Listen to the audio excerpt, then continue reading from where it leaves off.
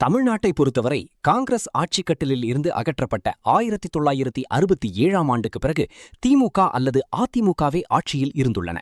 தற்போது தவகாவின் எழுச்சி அந்த நீட்சியை உடைத்துள்ளது.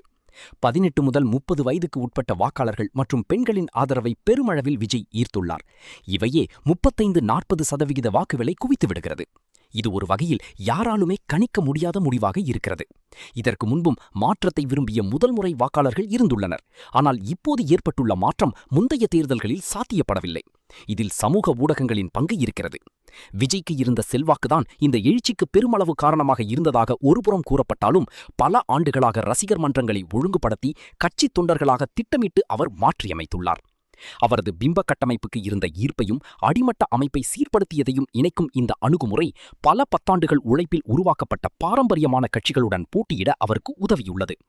அடையக்கன நிலையை கொண்டிருந்த தரப்பினர் மற்றும் பொதுவாக திராவிட கட்சிகளின் மீதே அதிருப்தி கொண்டிருந்த தரப்பினரின் வாக்குகளை தவக தன்வசமாக்கியுள்ளது.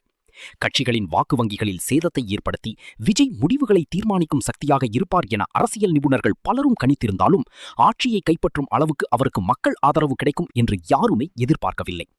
திராவிட கட்சிகளுக்கு மாற்றாக உருவெடுக்க இதற்கு முன்பும் விஜயகாந்த், சீமான் என பலரும் முயன்றிருந்த போதிலும் விஜய் அதை வலுவாக சாதித்து காட்டியிருக்கிறது. தவகாவை பொறுத்தவரை விஜய் குறைந்த இடங்களில் மட்டுமே பிரச்சாரம் மேற்கொண்டார்.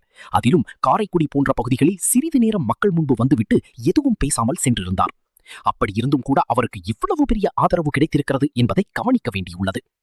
களத்தில் செயலாற்றியதை விடவும் துடிப்புடன் இளைய தலைமுறையை பிரதிநிதித்துவப்படுத்தும் சமூக ஊடகங்களில் தவக முழு வீச்சில் இயங்கி வந்ததாகவும் அதில் இளைஞர்களின் ஆதரவை பெருமளவில் பெற்றுள்ளது.